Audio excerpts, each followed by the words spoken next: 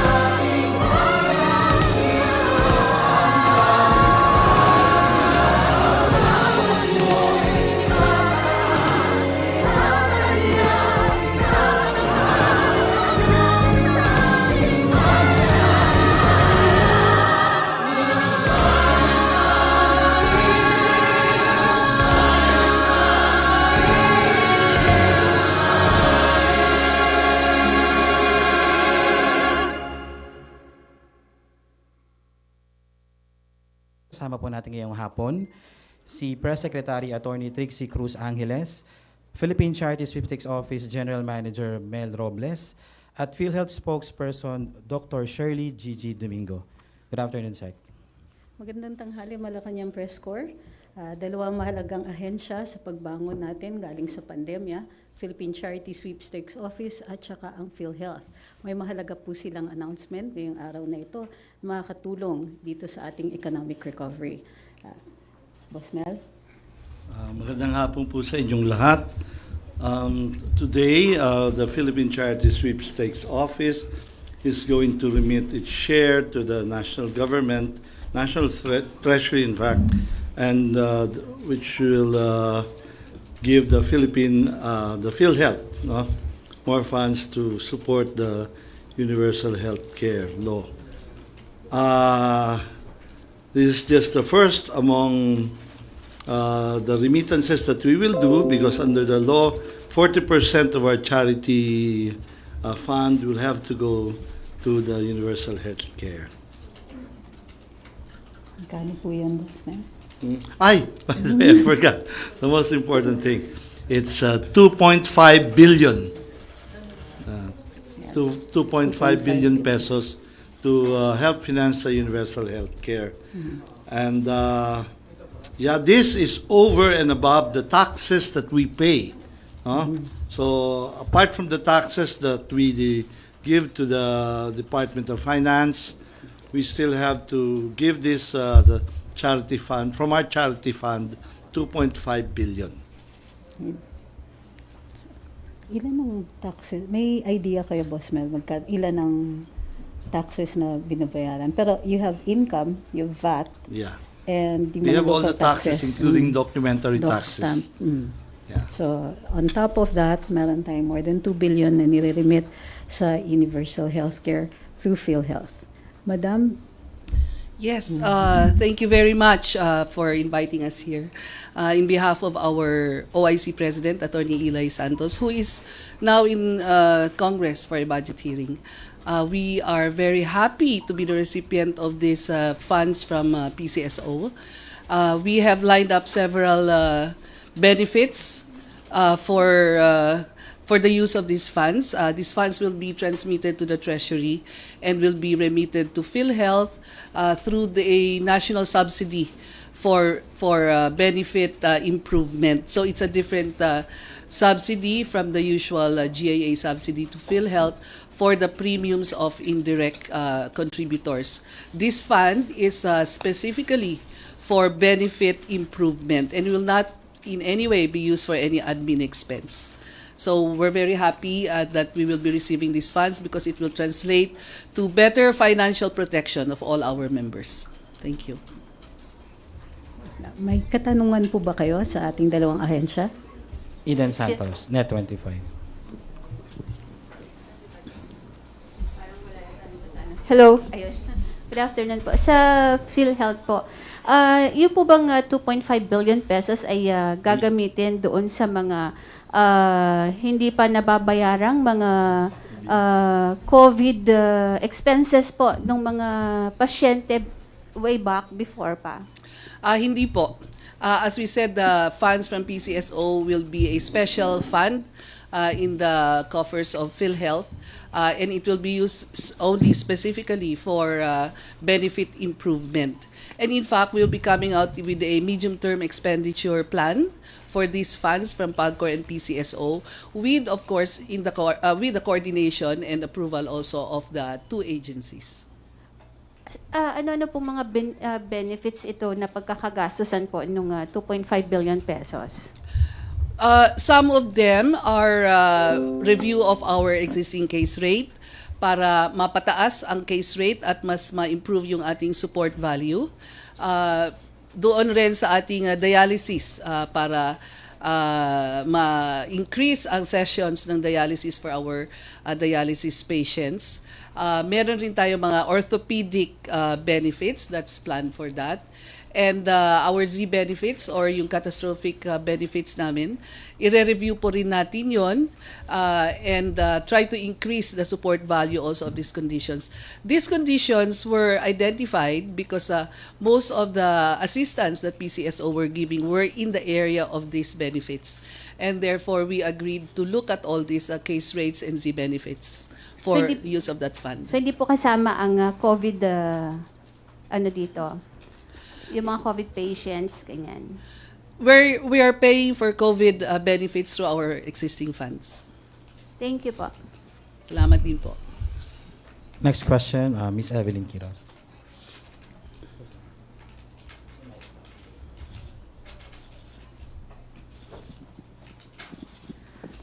For GM Robles, first time po itong 2.5 billion na remittance nyo since umupo po kayo sa PCSO. Yeah, this is the first time under my watch. So ito po ba yung 2.5 is part of the remittance po ng mga STL operators, yung mga franchise holders natin sa buong Pilipinas? Yes, combined na ito with the Lotto and STL funds. We have a charity fund. Meron kasing allocation from the gross income. You have about 35% to charity.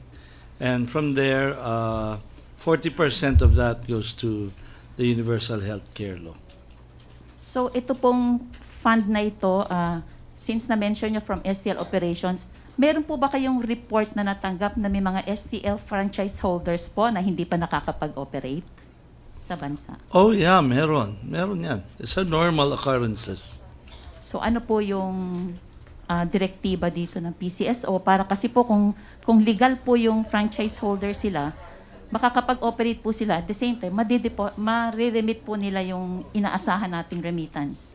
Medyo mahabang kwento lang. No? But the short and long of it, if you apply for a STL franchise, you give a feasibility study, and we presume that the applicant can operate. So you upon given the permit to operate, we will give you a certain number of days for you to operate and remit. Pag hindi, then it shows na hindi ka ready and you're not qualified to be an agent. Actually, we call them agents. Thank you, sir. Next question, Vance Fernandez, please tonight. Being in the PCSO, sir, have you looked on these mga illegal STL or mga huweteng na illegal? under your watch now? Yeah, but I will answer this, but if you could direct also your questions sana on the assistance, ano? Because this is really, but I will answer this, yes. We have it is a fact that we have a lot of illegal operations, and we're doing our best to contain them. Because yes, they directly affect our contribution to the universal health care. But rest assured, we are working because we don't have police powers. But we are using Maraming salamat po. This is a lot BYAHE of ni Koy Tfool. persuasion Maraming and salamat legal sa lahat. moves to curtail the operations of the illegal weteng. Among them, yung bukis, merong peryahan ng bayan, no? There are a lot. Alam niyo naman sa Pilipinas, kahit basketball, tinatayaan eh. So there is a proliferation, and we are doing our best to have this prevented para naman yung the legal STL, which is paying their who are paying their taxes and in fact contributing to the coffers of the PhilHealth, can operate and proliferate. Sir, on another issue, sabi niyo yung mga assistance, have you looked on this, yung mga medical assistance and financial assistance you have given? Mga ilan na po to? How much? I don't have the figures now, but I will tell you they have been reduced dramatically because of the imposition of, for example, doc stamps. No, just for in context, prior to 2018 or 2019, our budget for charity is 9 billion.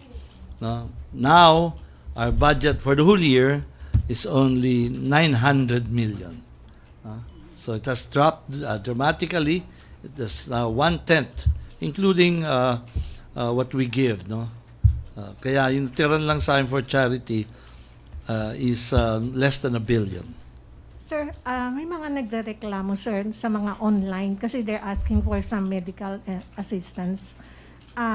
Pwede silang, let's say, pumunta personal sa inyong office?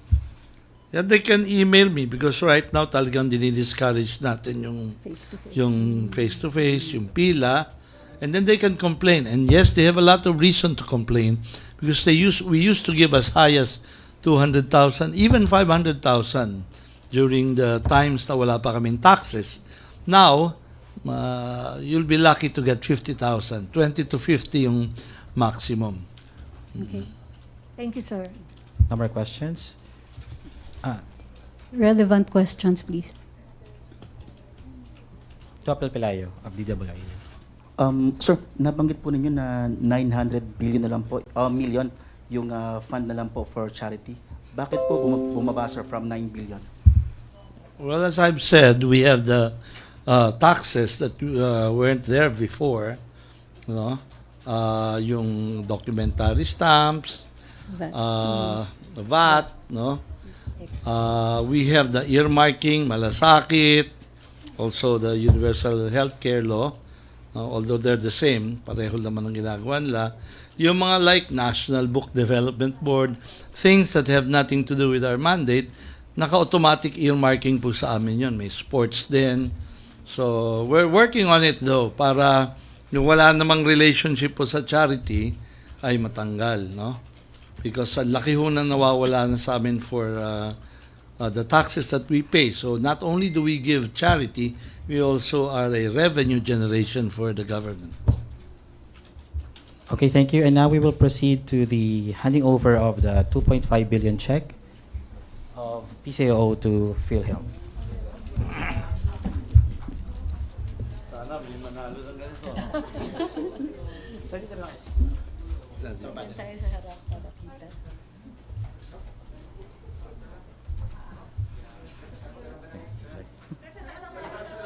Taas na lang? Hindi makita. Sige. Taas na lang. Sorry.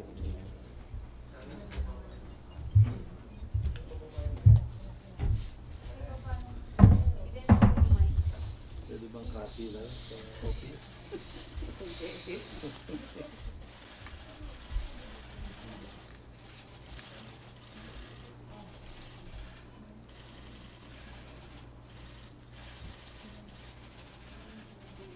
Okay.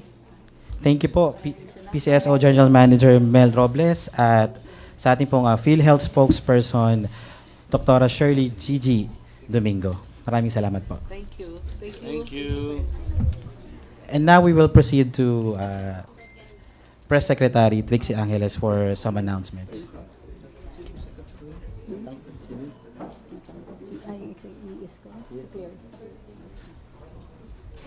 Secretary? Yes po. Wala akong salamin. Magandang tanghali uli. Happy birthday kay boss. Bukas na. Okay. Naglabas po tayo today ng Executive Order number 3. Allowing voluntary wearing of face masks in outdoor settings and reiterating the continued implementation of minimum public health standards during the state of public health emergency relating to the COVID-19 pandemic. So ito na po yung ina-announce ng DOH ng voluntary wearing of face masks outdoors in non-crowded places, provided kung kayo ay immunocompromised, seniors, or hindi kumpleto ang bakuna, kailangan pa rin po mag-face mask or strongly encouraged ang face masks. Okay, basahin ko na lang po precisely yung provision. The voluntary wearing of face masks in open spaces and non-crowded outdoor areas with good ventilation is hereby allowed, provided that not fully vaccinated individuals, senior citizens, and immunocompromised individuals are highly encouraged to wear their masks, and physical distancing will be observed at all times. So meron pa rin tayong physical distancing. Face masks shall continue to be worn in indoor, private, or public establishments, including in public transportation, by land, air, or sea, and in outdoor settings where physical distancing cannot be maintained.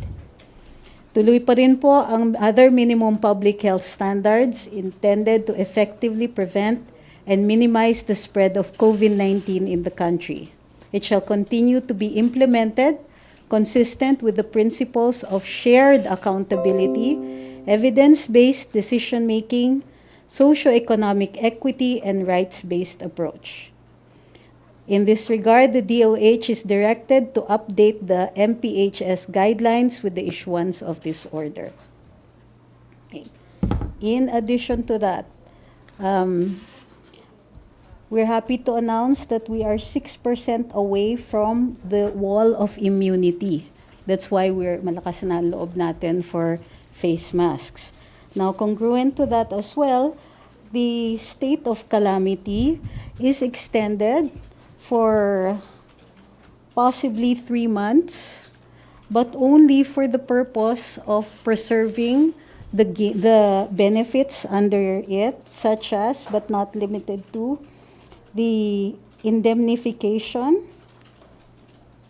hold on, para mas precise tayo.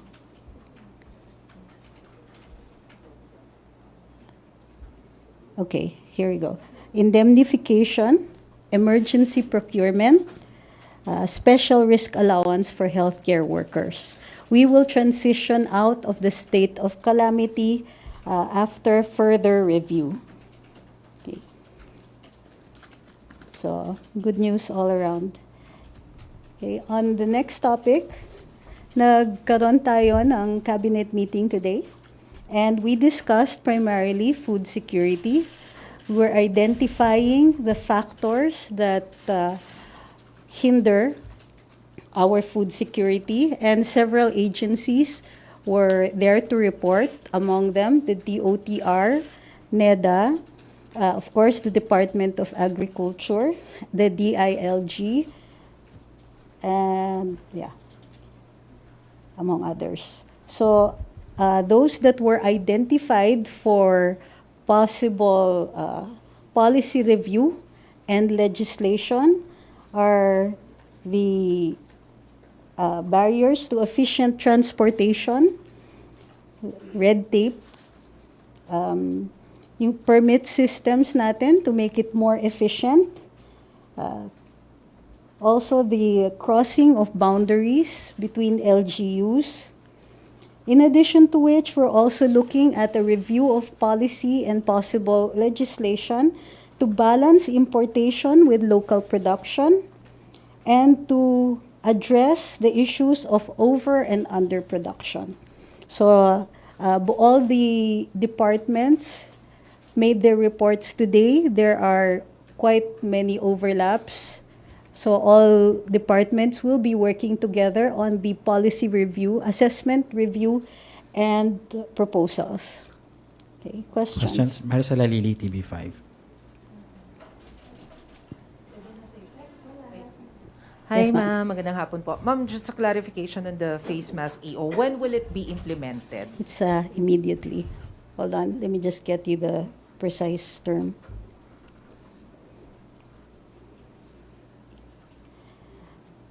This order shall take effect immediately upon its publication in the OG or newspaper of general circulation. Nasa OG na po siya. Okay, ma'am. Ma'am, what made the President approve the recommendation for the voluntary wearing of face mask? He had imposed a condition, and one of that is the establishment of the wall of immunity. Since we are 6% away from that, then it's time. So we're doing this in stages, in phases, so that we also don't, so that we can have feedback on whether or not these new policies are working and how to make them more efficient, so that hopefully by the end of the year, we might be able to have, to be voluntarily masked indoors as well. Last na lang po. Naging consideration din po ba yung burn months na kasi baka mamaya mas dumami yung mga taong nasa labas? That's why we're doing this in stages. We'll need the feedback. If the voluntary masks outdoors is going to contribute to something, then of course the policy will again be reviewed. Right. Questions? Go ahead. Ay, Mike. Secretary, kasi merong conditions na sinet yung EO, there should be good ventilation. So, Yes. who will set the standards? Who determines what is a good ventilation? Meron bang mga ganong mga rules na isa-set? We assume so because there is some discretion of the local governments to establish minimum standards for the imposition. However, in general, what does good ventilation mean? May opportunities, for instance, na crowded. So even if it is outdoors, hindi good ventilation yon, and you're in each other's faces. So without the possibility of social distancing, then this would be considered also as part of not of the requirement. Kasi yung requirement, there must be, it shouldn't be too crowded. So there are also instances now you would consider outdoors. What do we consider as outdoors? In some instances, you consider outdoors, okay lang roof, pero walang walls. Okay? In other instances, some people place like for example, under the no smoking law, in some instances, pagka sinabi mong outdoors, kailangan walang bubong. So it will be determined, normally things like these are determined by the local government kasi sila po ang enforcement in these instances. So the local governments will play a key role in implementing this executive order, especially yung standards sa mga spaces na gano'n. That's usually the case. Even in the in all of the laws or legislation that we created pursuant to COVID, it was always the local government that has set the standards, except for those benefits that were given by the national agencies. Pero do you see the need for a unified standard? Kasi baka mamaya yung sa isang lugar, I agree. yung outdoor nila iba. So, do you That's think why. kailangan po ng national government na Well, mag-set let's sila see ng how it iisa? works. Diba? That's the reason we're doing it in phases, so that we have a feedback mechanism. We continue to listen to the people, what the needs are, and particularly also to understand that local needs also differ. So we have to balance the creation of a uniform standard with the needs of the locals. Salamat, Sec. Thank you, Ace. Next, Pia Gutierrez, ABS-CBN. Ay ma'am, can we clarify dun sa EO? Kasi nabanggit po ni Yusek Vergere kanina doon sa Congress that they agreed to make masking to be optional only for those who are non-vulnerable. That's what it says here. Who are vulnerable? Senior citizens, immunocompromised, those with no complete immunization. So ibig sabihin ma'am, it's still mandatory for them to wear masks outdoors. The executive order says highly encouraged. So it will be, well, that's what it says there. So I think we may have to work that out with the USEC. Thank you po. Eden. Ma'am, regarding lang po dun sa UN General Assembly na dadalhan ni PBBM this September, ano na po yung ginagawang paghahanda ng Pangulo regarding this? And syempre tomorrow ay birthday po niya. Meron bang plano ang ating Pangulo for his birthday? I-announce po namin later on. With regard to the clip, there will be a special briefing for that one. Possibly, I think Thursday, no? Before we leave. So, as for his birthday celebration, syempre mahirap mag-discuss.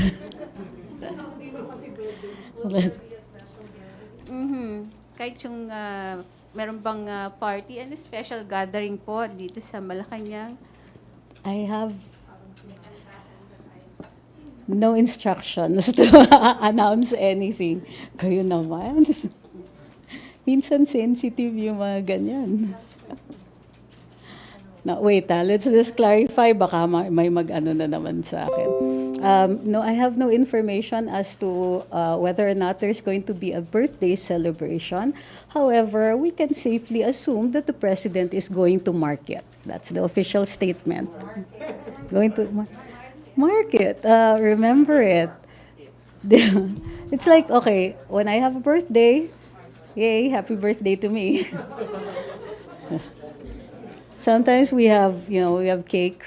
Right? So how it's going to be celebrated will be a matter to announce at a later date. Okay, Ana Felicia of GMA News Online. Good afternoon, ma'am.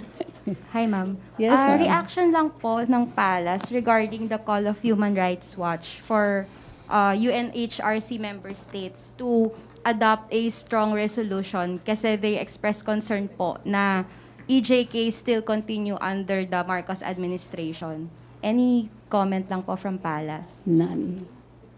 No comment, no reaction. Thank you, ma'am. Okay, Kat Domingo, ABS-CBN. Ma'am, on the cabinet meeting, were there specific crops or kinds of meat or fish that the government will prioritize? No, we're looking at food security in general. So of course, while there's certain things, certain crops that were discussed, such as but not limited to rice, we're looking at things that cross what kind of crops we're looking at. It's not just even crops. We talked about pork, we talked about fish, rice, vegetables in general. So there are several proposals, many of which we'll be happy to announce at a later date once we have all of the details.